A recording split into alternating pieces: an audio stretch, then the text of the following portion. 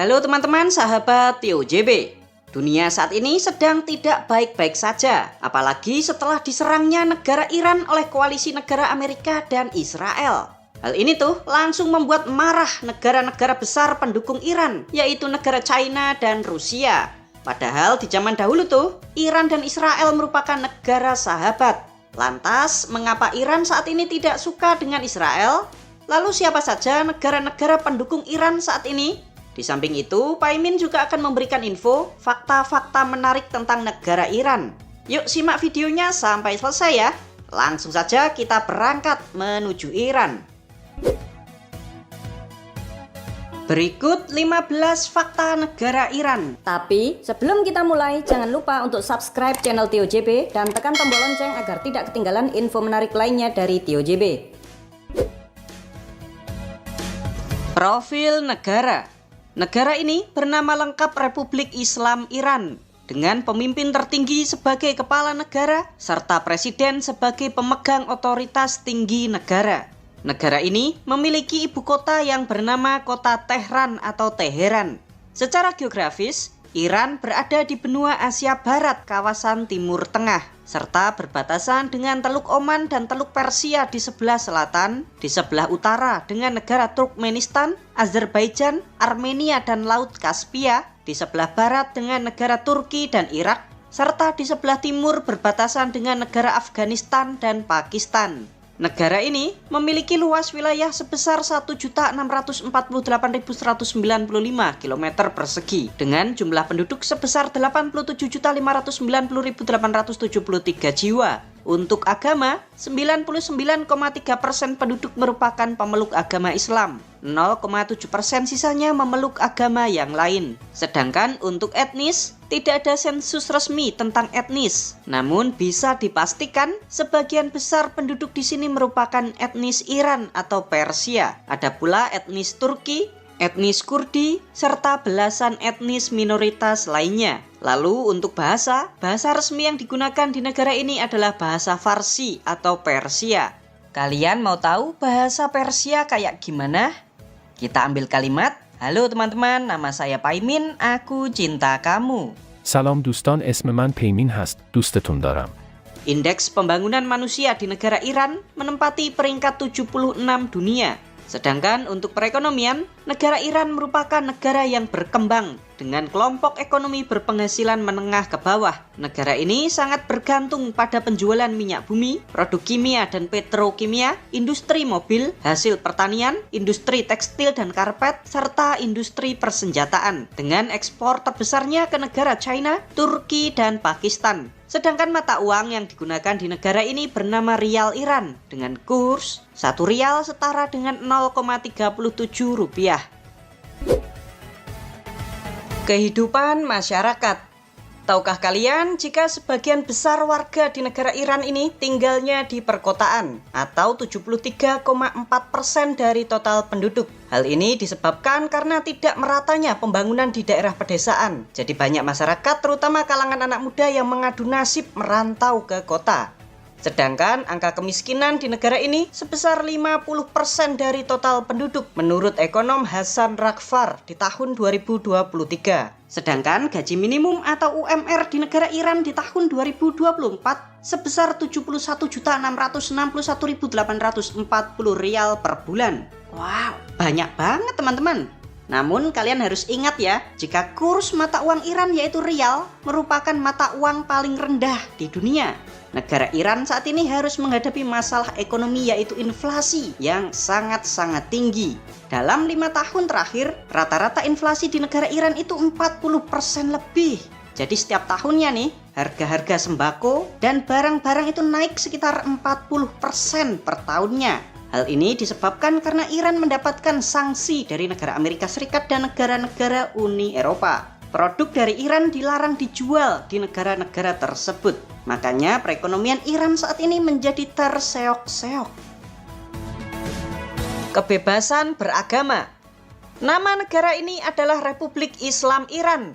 Jelas dan pasti agama Islam yang menjadi agama resmi yang diakui di negara ini, teman-teman. Khususnya agama Islam Syiah 12. Sekitar 90-95% penduduk Islam Iran menganut aliran Syiah. Mazhab Islam lainnya kecuali Ahmadiyah diberikan penghormatan secara penuh. Jadi semua aliran Islam termasuk Sunni diperbolehkan beribadah sesuai fikihnya masing-masing teman-teman. Kecuali Ahmadiyah yang memang dilarang oleh pemerintah Iran.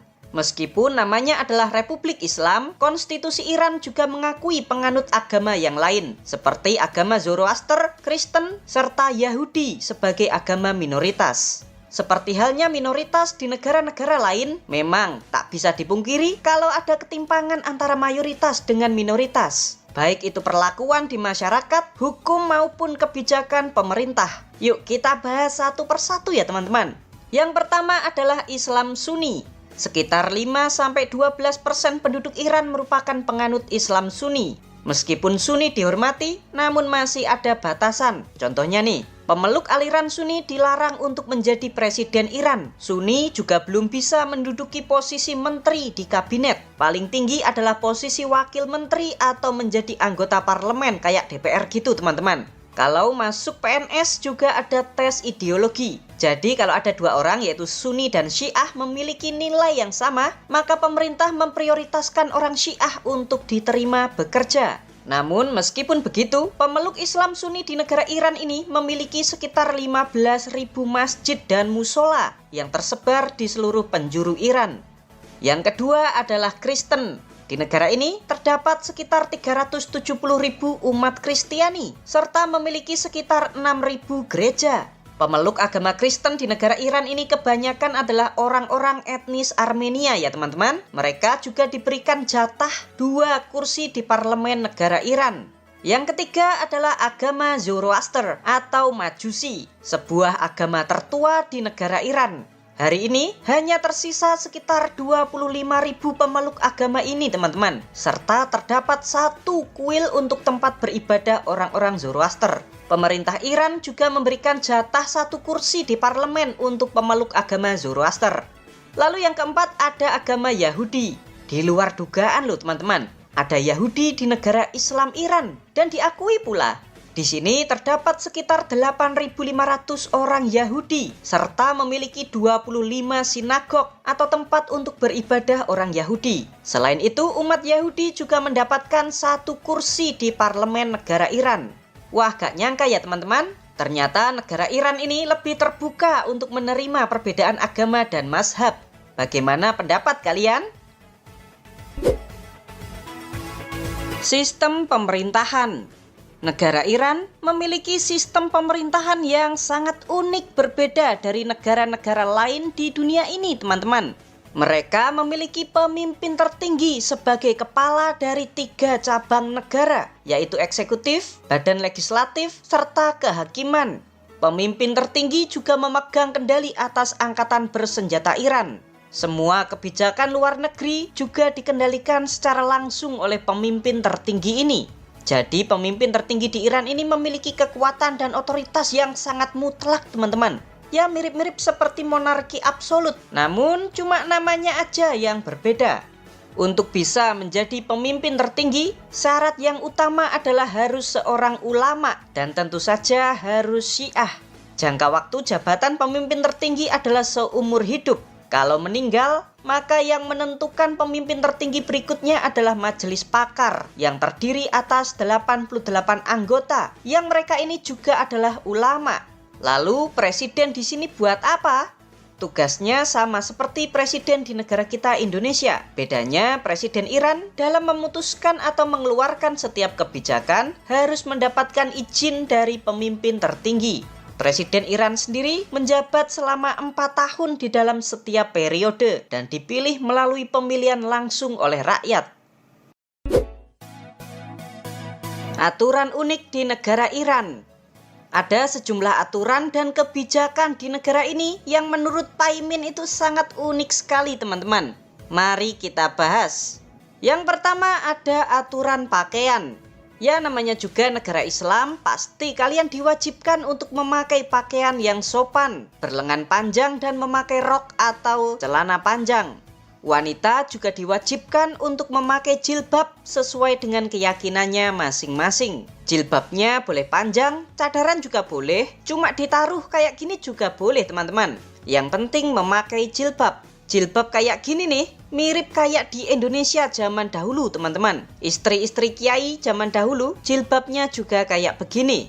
Lalu aturan yang kedua yaitu dilarang murtad atau pindah agama dari agama Islam ke agama yang lain.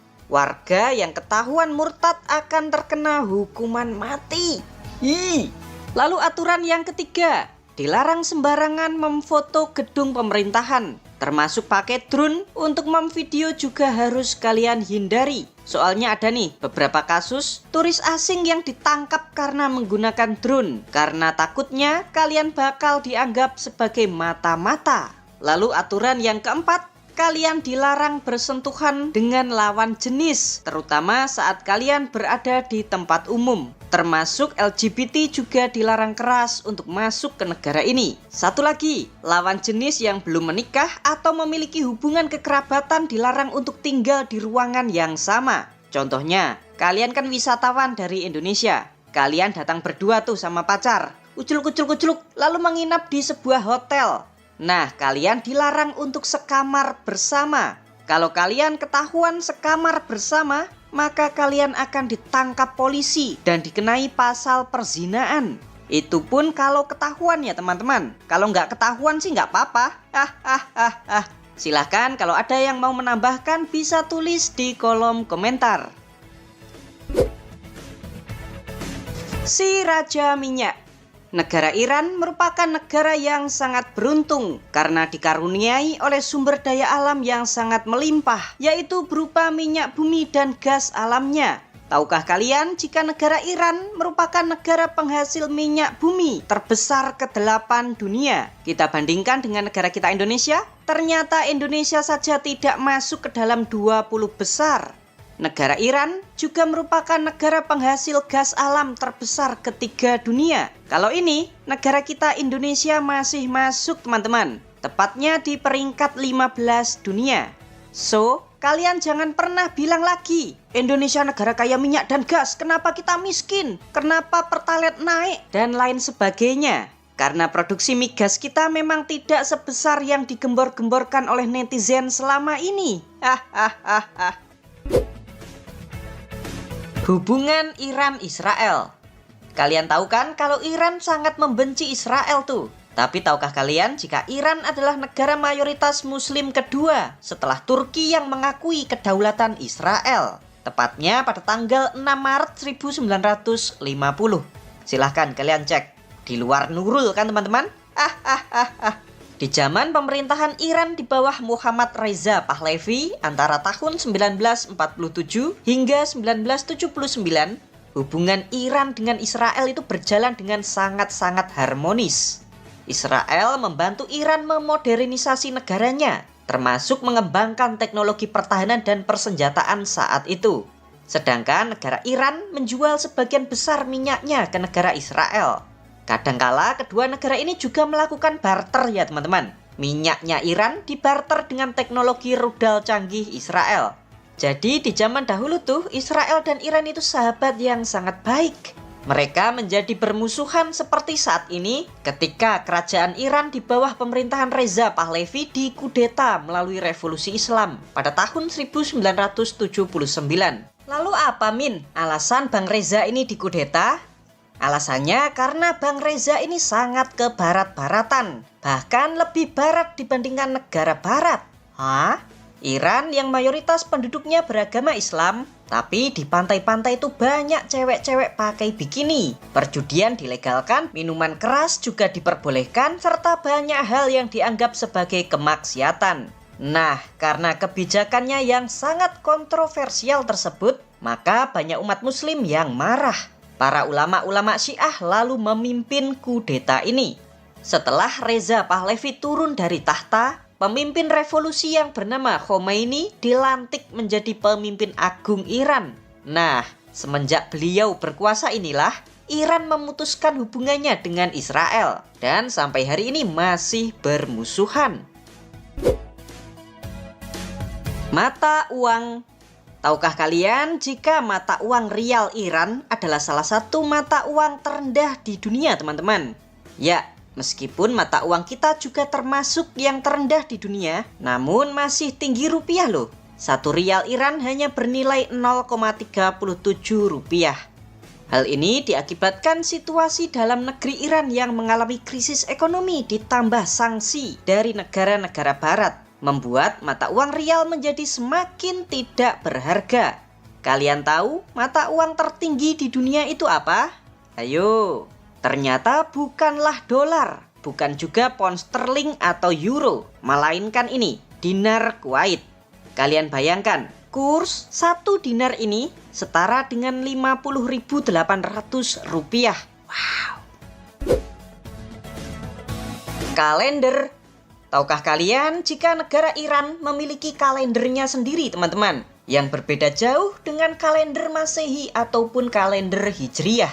Sistem penanggalan di Iran ini didasarkan pada pergerakan bumi mengitari matahari. Kalender Iran memiliki 12 bulan. 6 bulan pertama memiliki 31 hari. Bulan pertama bernama Farvardin, diikuti Ordibehes, Khordad, Tir, Mordad, dan Syahrifar. 5 bulan berikutnya memiliki 30 hari, yaitu Mer, Aban, Azar, Dei, dan Bahman. Sedangkan bulan terakhir bernama Esfand yang memiliki 29 hari, namun pada tahun Kabisat menjadi 30 hari. Unik juga ya teman-teman. Syiah. Kali ini Pak Imin akan menjelaskan tentang awal mula permusuhan antara Islam Sunni dan Syiah. Lalu benarkah Iran yang mayoritas Syiah ini pura-pura menjadi bagian dari Islam? Yuk kita bahas teman-teman. Kisah ini dimulai ribuan tahun yang lalu pada saat wafatnya Nabi Muhammad SAW. Yang pada waktu itu Nabi Muhammad bukan hanya sebagai seorang nabi, melainkan sebagai pemimpin negara. Sebagai nabi jelas Rasulullah tidak bisa digantikan. Namun sebagai pemimpin negara beliau bisa digantikan. Nah, sebagian para sahabat menginginkan menantu Nabi yaitu Ali bin Abi Thalib sebagai penerusnya. Namun pada saat wafatnya Rasulullah, kelompok Ali dan pendukungnya tidak dilibatkan di dalam pemilihan khalifah, sehingga menimbulkan perpecahan. Kelompok Ali ini kemudian menamai dirinya sebagai Syiah, yang artinya pengikut Ali. Kalau sekarang mah kayak partai oposisi gitu teman-teman. Jadi saat itu Syiah itu tidak ada perbedaan di dalam ritual ibadah. Jadi saat itu Syiah pure karena politik. Saat terpilihnya Abu Bakar dan Umar bin Khattab sebagai khalifah, orang-orang Syiah ini masih bisa menerima karena beliau adalah orang yang baik dan bertakwa. Namun pada masa kepemimpinan Utsman atau khalifah ketiga, ini nih yang jadi masalah. Utsman yang saat itu beliau sudah uzur, usianya tua, beliau mendelegasikan pemerintahannya kepada menterinya yang bernama Marwan bin Al-Hakam. Nah, orang inilah yang merusak kekhalifahan Rasyidin dengan nepotisme. Kerabat-kerabat dan saudara-saudaranya Marwan ini dimasukkan menjadi pejabat. Orang yang baik dipecatin. Contohnya seperti gubernur Mesir saat itu yang bernama Amr bin As, yang kala itu sangat dicintai oleh rakyat Mesir. Tiba-tiba dipecat sama si Marwan ini. Gara-gara inilah akhirnya menimbulkan kerusuhan yang menyebabkan Khalifah Utsman bin Affan terbunuh. Ingat ya teman-teman, saat itu Syiah masih berupa sentimen politik. Setelah Utsman terbunuh pada tahun 656, kekhalifahan dipegang oleh Ali bin Abi Thalib. Namun tak lama kemudian terjadilah pemberontakan kaum Khawarij dan mereka membunuh Ali pada tahun 661. Karena keadaan umat muslim saat itu yang sedang kacau, seorang sahabat Nabi dan jenderal yang bernama Muawiyah bin Abu Sofyan mengambil alih kekhalifahan. Muawiyah saat itu berjanji kepada Hasan bin Ali untuk mengembalikan kekuasaannya sebagai khalifah kepada keturunan Ali setelah umat muslim di dalam kedamaian. Hasan pun menyetujuinya teman-teman. Nah, sejak saat itulah terbentuklah kekhalifahan Umayyah pada tahun 661. Hasan bin Ali meninggal dunia di tahun 670. Dan benar saja teman-teman, pada masa pemerintahan Umayyah, berbagai kekacauan itu berhasil diredam. Hingga pada saat Muawiyah akan meninggal dunia, orang ini mengkhianati janji yang dibuatnya kepada Hasan.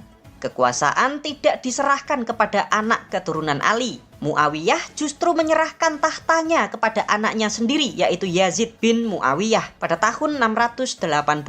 Orang ini dikenal sangat brutal teman-teman. Suka mabok, dikelilingi cewek-cewek, hingga banyak umat muslim terutama kota Mekah dan Madinah yang kala itu menolak untuk menerimanya sebagai khalifah. Karena Yazid ini tidak terima diprotes, Yazid pun menyerang Madinah dan membantai masyarakat di sana. Ia lalu menyerang Mekah sampai batu Ka'bah itu kan pernah hancur tuh gara-gara diserang sama Yazid ini. Di tengah keputusasaan itu, Husain bin Ali yang juga adiknya Hasan mendapat surat dari orang-orang Kufah untuk menjadi pemimpin pemberontakan untuk melawan Yazid.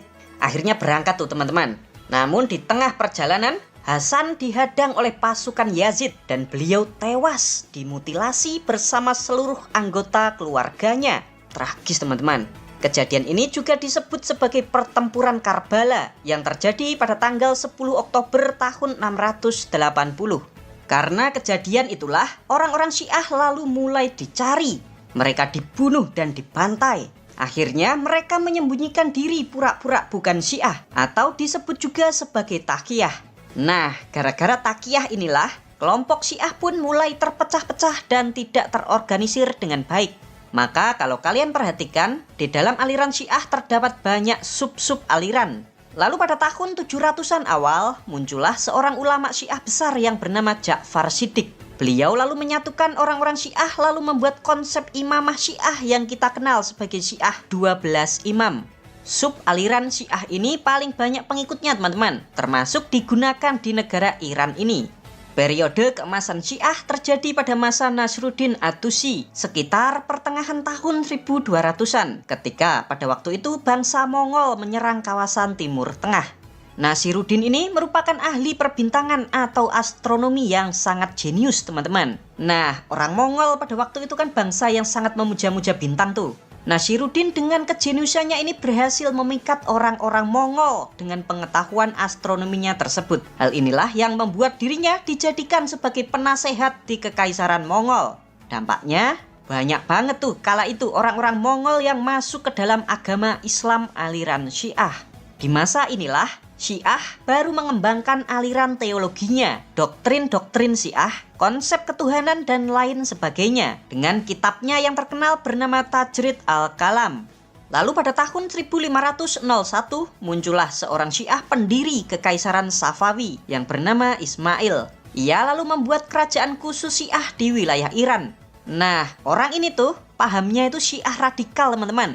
Jadi ia bilang ke rakyatnya kayak gini. Hei para rakyatku sekalian, kalau kalian mau hidup di Iran, kuberikan dua pilihan. Pertama, wajib ikut Syiah, atau pilihan kedua, menolak Syiah maka kalian bakal dibantai. Akhirnya, mereka yang menolak untuk masuk ke Syiah dibantai itu teman-teman. Di lain pihak, aliran Islam Sunni yang saat itu memiliki Kekaisaran Ottoman di wilayah Turki, tahu orang-orang Sunni dibantai di Syiah Iran. Ottoman juga melakukan hal yang sama, yaitu membantai orang-orang Syiah di wilayah Turki. Nah, dari sinilah permusuhan antara Sunni dan Syiah menjadi sangat meningkat, karena di belakangnya ada kekuatan politik dan militer yang sangat besar. Duh, ribet banget ya teman-teman. Kalau menurut kalian nih, apakah Syiah adalah bagian dari Islam? Atau Syiah hanya pura-pura menjadi Islam? Mari kita diskusikan di kolom komentar. Teh. Tahukah kalian jika minuman teh menjadi minuman nasional di negara Iran? Teh Iran adalah teh hitam ya teman-teman. Kadangkala orang Iran kalau minum teh, mereka menambahkan rempah-rempah seperti kapulaga di dalam teh yang diseduhnya. Coba deh kalau kalian traveling ke negara Iran, kalian perhatikan tuh. Sebagian besar orang di negara Iran selalu minum teh setelah makan. Iran sendiri merupakan negara penghasil teh terbesar ke-7 dunia. Daerah penghasil teh di negara Iran berada di wilayah Iran bagian utara, khususnya di Provinsi Gilan. Negara sahabat Iran. Sekarang kita akan membahas negara mana saja sih yang menjadi sahabat sejati Iran. Di posisi pertama ada Suriah. Negara Iran dan Suriah ternyata sudah menjalin hubungan diplomatik sejak tahun 1946. Kedua negara bekerja sama timbal balik di bidang migas maupun alutsista. Secara geografis, Suriah berada di benua Asia Barat kawasan Timur Tengah. Negara ini memiliki luas wilayah sebesar 185.180 km persegi, serta jumlah penduduk sebesar 23.865.423 jiwa, dengan ibu kotanya bernama kota Damaskus. Mayoritas penduduk di negara Suriah atau 87% merupakan pemeluk agama Islam. Tokoh terkenal asal Suriah adalah pendiri Apple, yaitu Steve Jobs. Beliau lahir dari keluarga muslim asal Suriah. Yang kedua ada Lebanon. Iran dan Lebanon ternyata sudah menjalin hubungan bilateral sejak tahun 1944. Lebanon adalah negara dengan populasi Kristen terbesar di kawasan Timur Tengah. Negara ini cukup unik teman-teman, karena yang menjadi presiden harus seorang Kristen, posisi Perdana Menteri harus seorang Muslim Sunni, serta ketua parlemen harus seorang Muslim Syiah. Negara Iran memiliki proksi di Lebanon yang bernama Hezbollah. Sebuah organisasi berhaluan Syiah ini merupakan partai politik sekaligus memiliki sayap militer yang dikenal sebagai Dewan Jihad. Nah, Hezbollah inilah yang menjadi tangan kanan Iran untuk berpolitik di negara Lebanon. Secara geografis, Lebanon berada di benua Asia Barat kawasan Timur Tengah. Negara ini memiliki luas wilayah sebesar 10.452 km persegi, serta jumlah penduduk sebesar 5.296.814 jiwa. Ibu kota negara Lebanon bernama kota Beirut. Sebagian besar penduduk atau 63,1% merupakan pemeluk agama Islam, disusul oleh Kristen dengan 32,4%.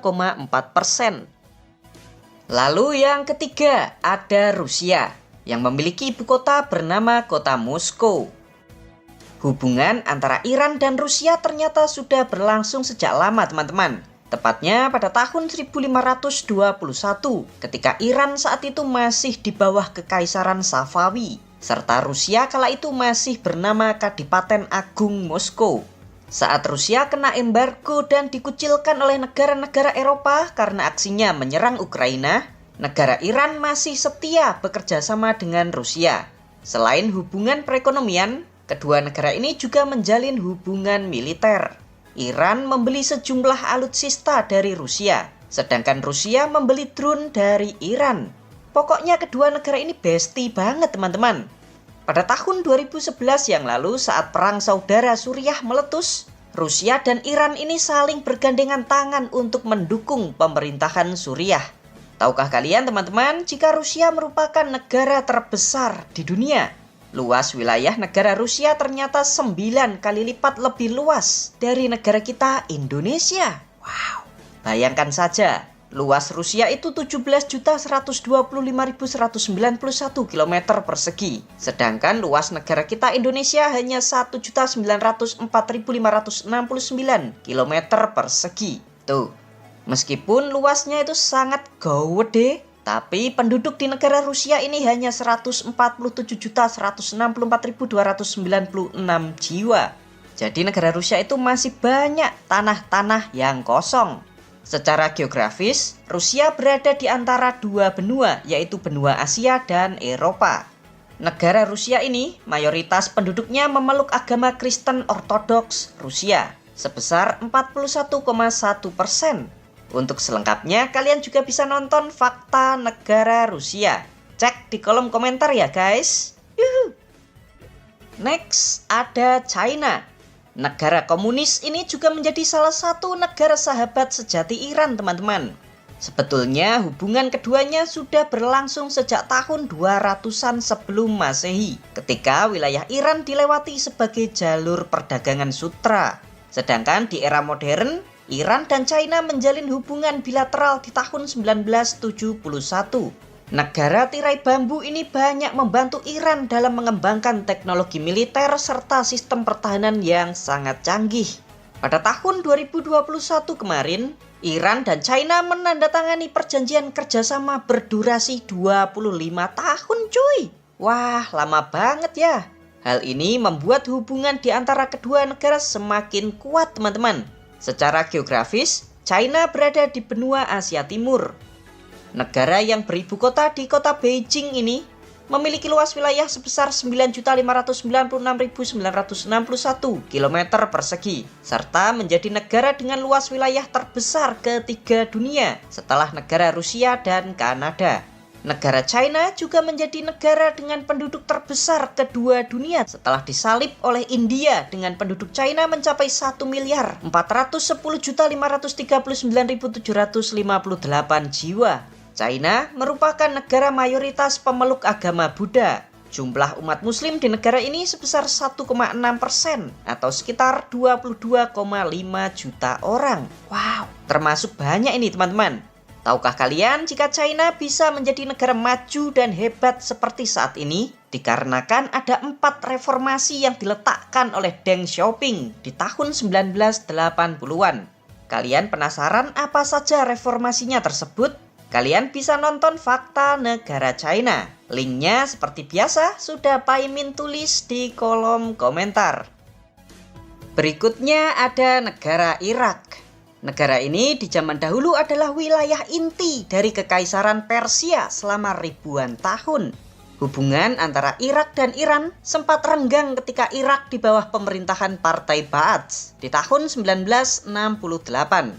Hubungan antara Iran dan Irak kembali membaik di tahun 2005 setelah Saddam Hussein dilengserkan oleh Amerika serta menghapus Partai Ba'ath. Lalu membentuk pemerintahan sementara Irak di tahun yang sama, 2005. Negara Iran ikut serta membangun Irak setelah kondisi negara ini hancur lebur akibat kependudukan Amerika, perang saudara, serta berbagai serangan dari kelompok teroris seperti ISIS. Pada tahun 2010 yang lalu, kedua negara menandatangani lebih dari 10 perjanjian ekonomi dan kerjasama, membuat hubungan antara kedua negara ini semakin dekat teman-teman. Patut kalian ketahui jika penduduk Iran juga menjadi devisa terbesar Irak di sektor pariwisata. Setiap bulannya ada lebih dari 40.000 umat Syiah di Iran yang datang ke kota Karbala dan Najaf, Irak untuk berziarah ke makam Ali bin Abi Thalib dan putranya Husain bin Ali. Tahukah kalian jika kedua kota ini menjadi salah satu kota suci umat muslim Syiah? Irak adalah negara tetangga Iran yang secara geografis letaknya di benua Asia Barat kawasan Timur Tengah. Dengan luas wilayahnya sebesar 438.317 km persegi, serta jumlah penduduk sebesar 46.729.000 jiwa. Negara yang memiliki ibu kota bernama kota Baghdad ini, mayoritas penduduknya atau 98% menganut agama Islam. Berikutnya ada Pakistan.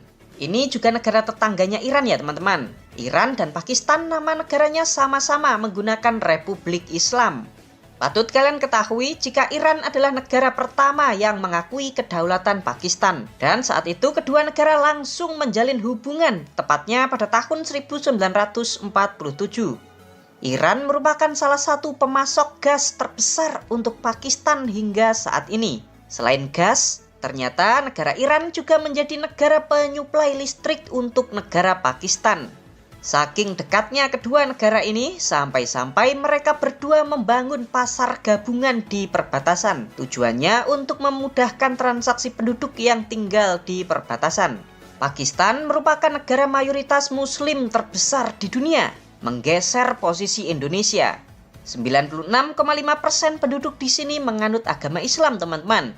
Secara geografis, Pakistan berada di benua Asia Selatan dengan luas wilayahnya sebesar 881.913 km persegi, serta jumlah penduduk sebesar 241.499.431 jiwa, atau negara dengan jumlah penduduk terbesar kelima di dunia setelah negara kita, Indonesia. Saking Islamnya Pakistan, sampai nama ibu kotanya bernama Kota Islamabad. Nama ini berasal dari bahasa Persia yang artinya kota Islam.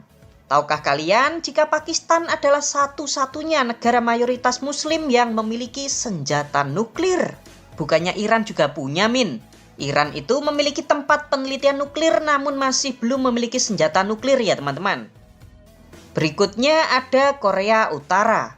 Negara komunis yang kini dipimpin oleh Kim Jong-un ini juga menjadi sahabat dekat Iran. Hubungan baik kedua negara dimulai setelah terjadinya revolusi Islam di tahun 1979. Korea Utara di tahun 1980-an menjadi salah satu pemasok senjata dan alutsista di negara Iran. Korea Utara juga menjadi negara yang membantu Iran untuk mengembangkan program nuklirnya.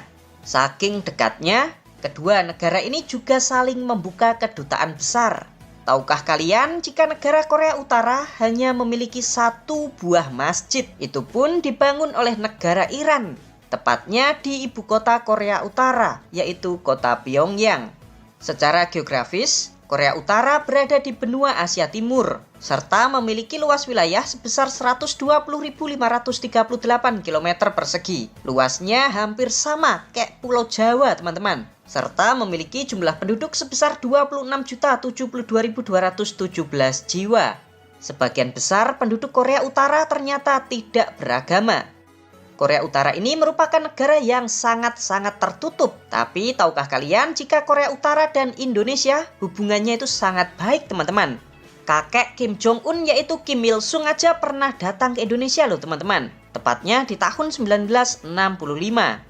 Dan saat itu ia disambut baik oleh Presiden Soekarno. Lalu pada tahun 2002, gantian Presiden Megawati Soekarno Putri yang datang ke Korea Utara. Dan saat itu disambut baik oleh Kim Jong-il, ayahnya Kim Jong-un.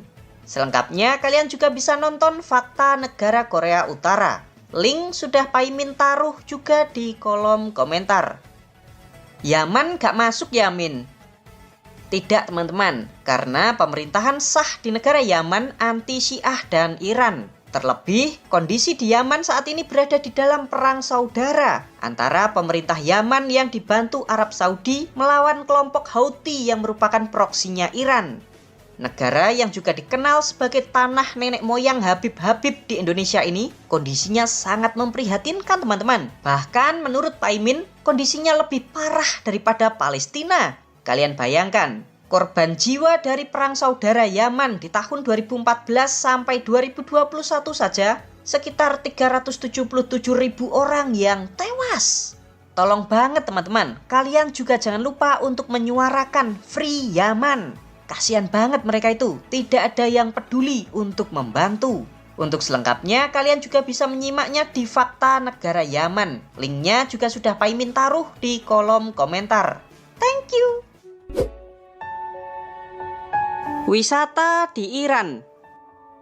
Kali ini Paimin akan ajak kalian semua mengunjungi sebuah kota yang menurut Paimin paling indah di negara Iran. Kota ini bernama Shiraj yang letaknya berada di provinsi Fars. Kota yang berdiri sejak 4.000 tahun yang lalu ini memiliki luas 240 km persegi dengan jumlah penduduk sekitar 1,9 juta jiwa. Meskipun mayoritas penduduk di sini adalah orang-orang Persia, tapi tahukah kalian jika kota Shiraj merupakan salah satu daerah di negara Iran dengan jumlah penduduk Yahudi yang sangat besar? Tercatat ada sekitar 20.000 orang Yahudi yang tinggal di kota ini. Kota Shiraj merupakan kota industri elektronik terbesar di negara Iran, serta menjadi salah satu kota belanja terpopuler di Timur Tengah. Patut kalian ketahui jika kota ini memiliki lebih dari 25 mall dan 10 bazar. Yuk sekarang kita eksplor kotanya. Sini-sini, ikuti Paimin.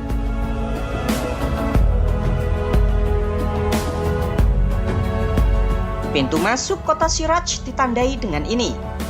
Sebuah gerbang segede gaban ini dinamakan sebagai Gerbang Al-Quran.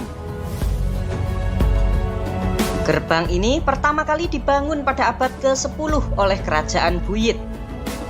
Disebut sebagai Gerbang Al-Quran karena tuh kalian bisa lihat di atas, ada sebuah ruangan kecil.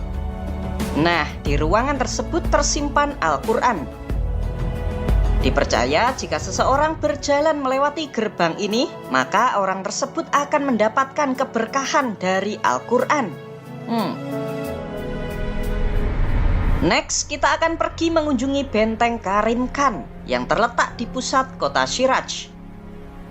Nih, benteng seluas 4.000 meter persegi dengan tinggi 14 meter ini didirikan pada tahun 1766 oleh Karim Khan. Tuh patungnya. Orang ini adalah penguasa serta pendiri dari dinasti Zand.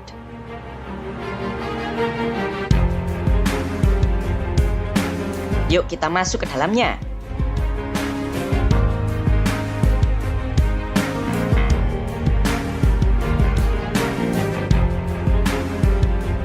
Nih teman-teman,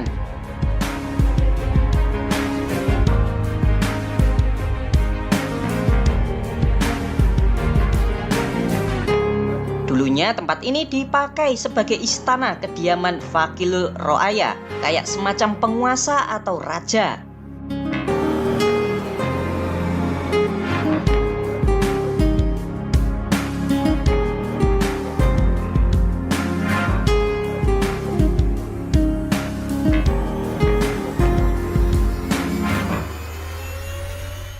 Di dekatnya ada sebuah masjid yang paling indah. Itu teman-teman, namanya adalah Masjid Nasir Al-Mulk, atau bisa disebut juga sebagai Masjid Merah Muda. Yuk kita masuk ke dalamnya. Masya Allah, indah banget.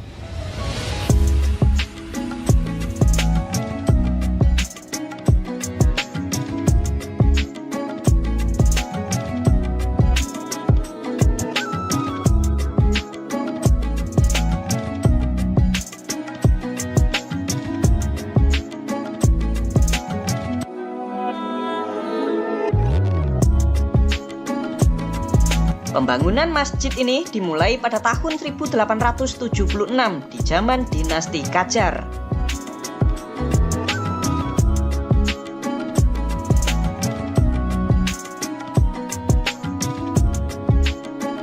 Tuh yang bikin menarik, jendelanya warna-warni.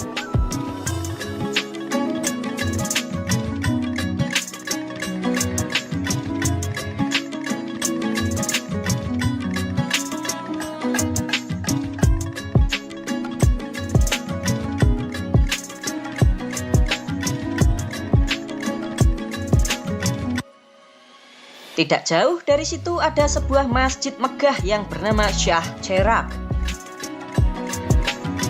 Masjid bergaya Persia sekaligus menjadi makam Sayyid Ahmad bin Musa ini dibangun pada abad ke-13. Nih, dalamnya teman-teman, megah banget kan? Interiornya penuh dengan kristal-kristal.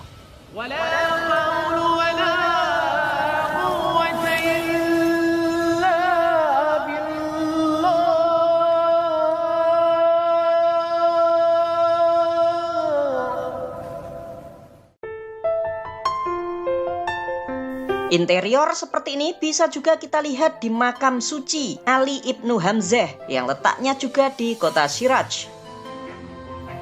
Nih, sama persis kan? Ali Ibnu Hamzah adalah cucu dari Imam Musa, yaitu imam ketujuh di dalam keyakinan Syiah.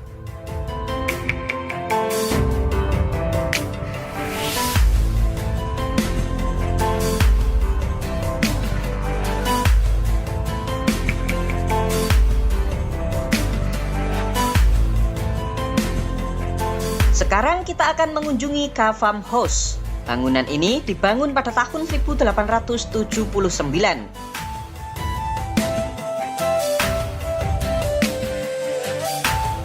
Dulunya bangunan ini adalah rumah atau kediaman bangsawan keluarga Kafam dari dinasti Qajar yang masih tersisa di negara Iran.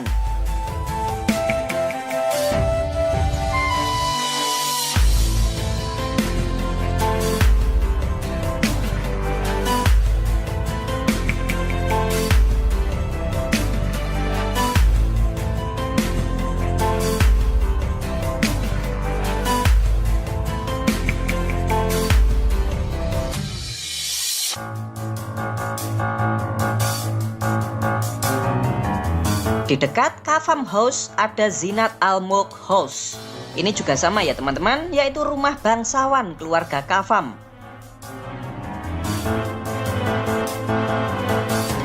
Patut kalian ketahui ya teman-teman, jika keluarga Kavam di zaman itu adalah keluarga yang sangat terpandang dan banyak diantaranya yang menduduki posisi-posisi penting negara. Saat ini, rumah keluarga Kavam ini dijadikan sebagai museum dan dapat kalian kunjungi jika sedang liburan ke kota Siraj. Menarik banget kan teman-teman?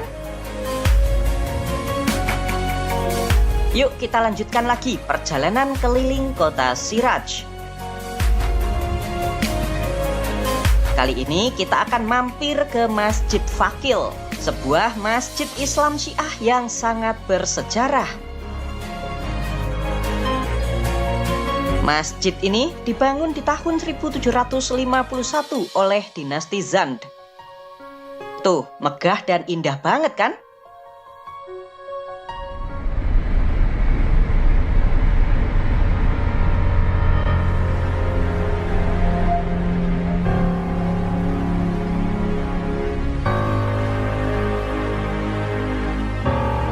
Di dekat masjid ada sebuah pemandian umum kuno yang bernama Pemandian Fakil, dan saat itu hanya dipakai oleh kalangan bangsawan saja.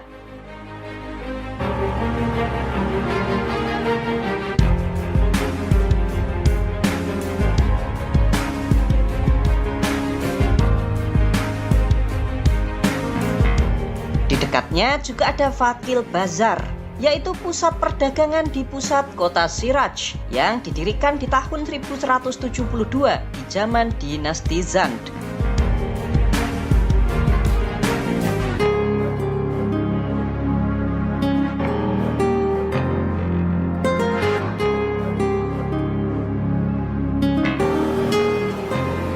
Arsitektur bangunannya itu loh, keren banget cuy.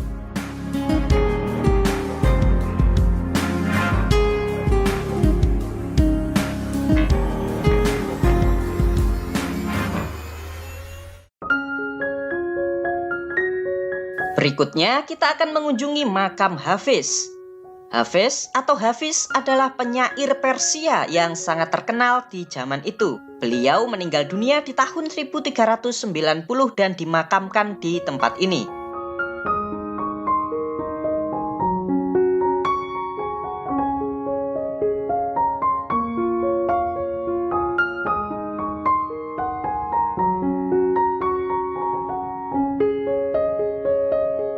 Next, kita akan melihat Eram Garden. Nih, taman plus pavilion ini memiliki luas 12,7 hektar, serta dibangun pada tahun 1824.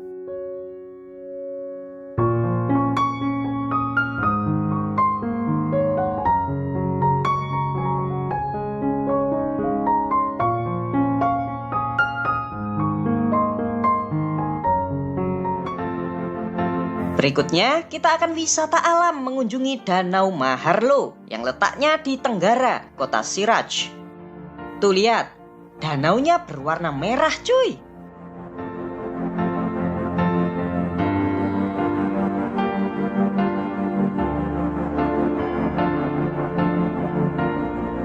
Danau ini memiliki kandungan garam yang sangat tinggi. Danau seluas 600 km persegi ini juga sangat keren teman-teman.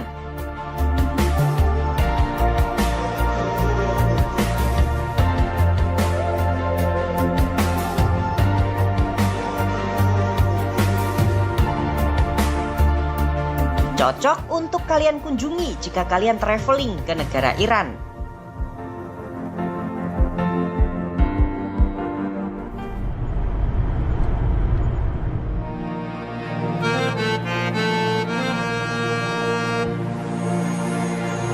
Isfahan merupakan kota terbesar ketiga di negara Iran setelah ibu kota Teheran dan kota Mashhad. Kota ini juga menjadi tempat fasilitas penelitian nuklir Iran. Namun di balik itu semua, kota ini merupakan kota pariwisata terbaik di negara Iran, teman-teman. Terletak 340 km di selatan kota Teheran, kota Isfahan memiliki keindahan yang luar biasa indah. Kalian bisa lihat itu? Masya Allah, bagus banget teman-teman. Isfahan sendiri berasal dari bahasa Persia kuno yaitu Aspadana, yang artinya tempat berkumpulnya tentara.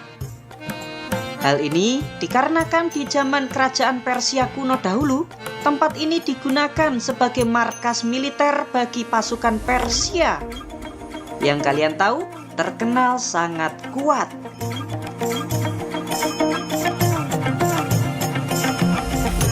Kota ini teman-teman memiliki luas wilayah sebesar 551 km persegi, serta memiliki jumlah penduduk sebesar 2,2 juta jiwa.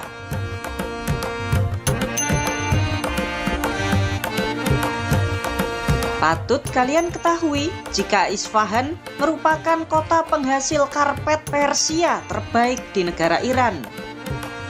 Karpet Iran sendiri terkenal sejak dahulu sebagai karpet berkualitas terbaik.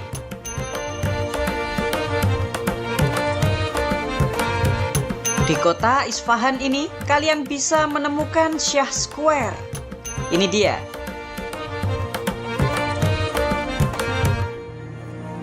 Ini merupakan ikon kota Isfahan, teman-teman.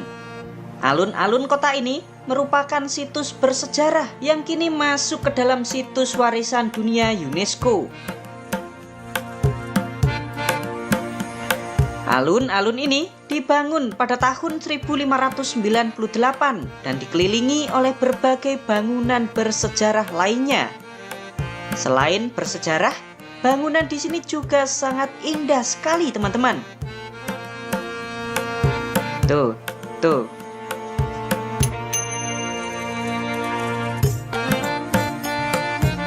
Selain dapat melihat bangunannya yang sangat keren, kalian juga dapat menemukan para penduduk Iran yang sedang berlalu lalang.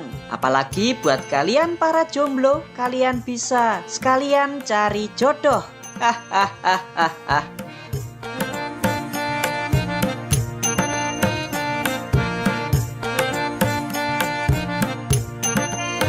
Ada juga Istana Ali Kapu di sebelah barat alun-alun. Istana megah ini dibangun pada tahun 1597 oleh Kekaisaran Safawi. Istana ini sendiri dibuat sebagai kediaman Kaisar Persia dari dinasti Safawi. Istana 6 lantai ini juga memiliki keindahan yang luar biasa cantik, teman-teman.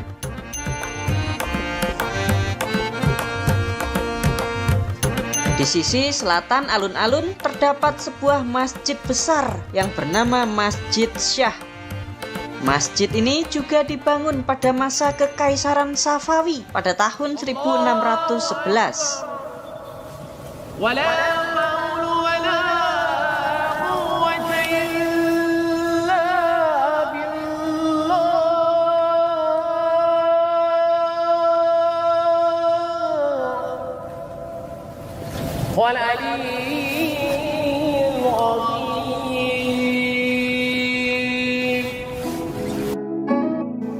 Lalu ada juga Masjid Syekh Lotfollah yang letaknya di timur alun-alun. Masjid megah ini ditetapkan sebagai situs warisan dunia UNESCO dan lagi-lagi dibangun oleh Kekaisaran Safawi pada tahun 1598.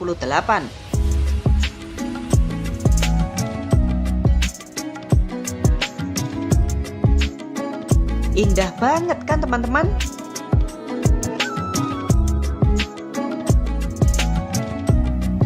Berada di sisi utara alun-alun ada gerbang Geisari sebagai pintu keluar masuk ke tempat ini, teman-teman. Gerbang ini juga terhubung menuju Isfahan Bazar untuk kalian mencari oleh-oleh.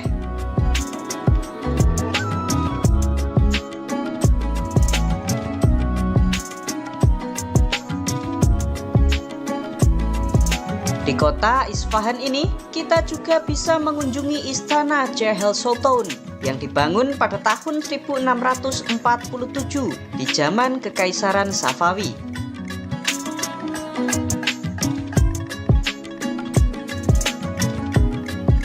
Istana ini dibangun untuk tempat menerima tamu pejabat dan duta besar dari negara lain.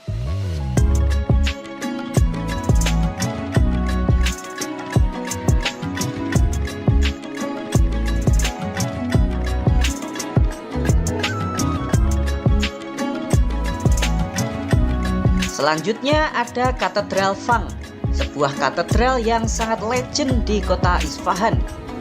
Katedral ini sendiri dibangun pada tahun 1606 oleh orang-orang Armenia yang beragama Kristen. Di zaman itu, Kekaisaran Safawi menjunjung tinggi keberagamaan antara umat Muslim, Nasrani, Yahudi, Zoroaster hidup secara berdampingan.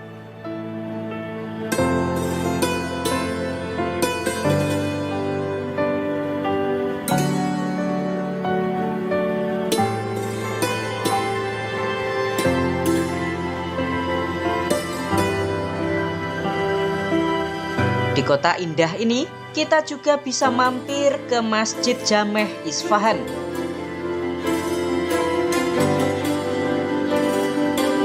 Masjid ini dibangun pada saat berkuasanya Khalifah Al-Mansur dari Kekhalifahan Abbasiyah pada tahun 771.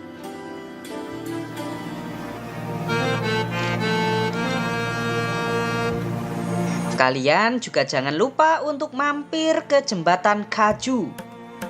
Jembatan sepanjang 137 meter ini dibangun pada tahun 1650.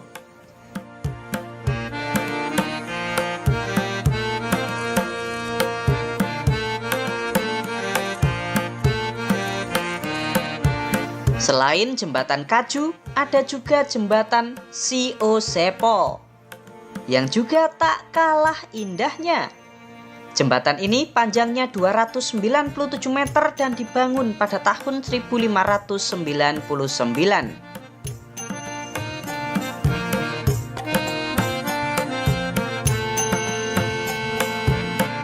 Jembatan ini kalau malam juga cakep banget teman-teman.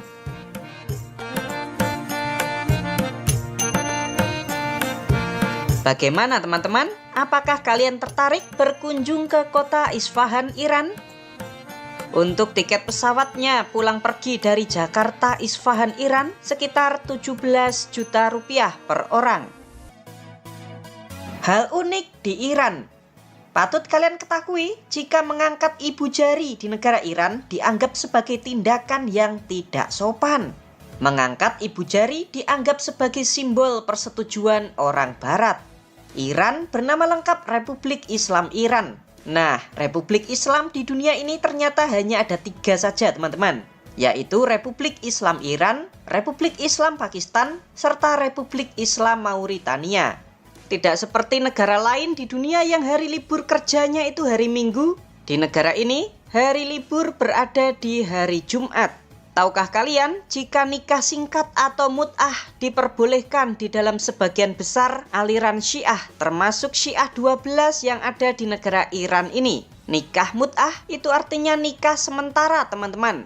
Contoh nih, kalian para cowok-cowok jomblo pas liburan ke negara Iran terus mau nikahin cewek. Nah, kalian bisa nikah mut'ah selama 7 hari. Boleh. Asalkan kalian kuat untuk membayar maharnya. Harganya sejumlah kesepakatan. Tapi tak hanya di Syiah aja teman-teman. Di beberapa aliran Sunni juga ada praktek yang hampir-hampir mirip, yaitu nikah siri. Ada yang tahu? Bedanya kalau nikah siri tidak ada batasan waktu. Udah gitu aja teman-teman. Demikianlah 15 fakta tentang negara Iran. Bagi kalian yang mau membantu dan mendukung channel Tio JB, kalian bisa kirim melalui super chat, super thanks, atau berlangganan secara eksklusif. Terima kasih teman-teman sudah nonton channel Tio JB. Silahkan kalau ada unek-unek, saran, endorse, atau apapun itu, kalian bisa sampaikan di kolom komentar. Atau bisa juga kalian kirim melalui email ini. Sampai jumpa di video kita selanjutnya. Ciao!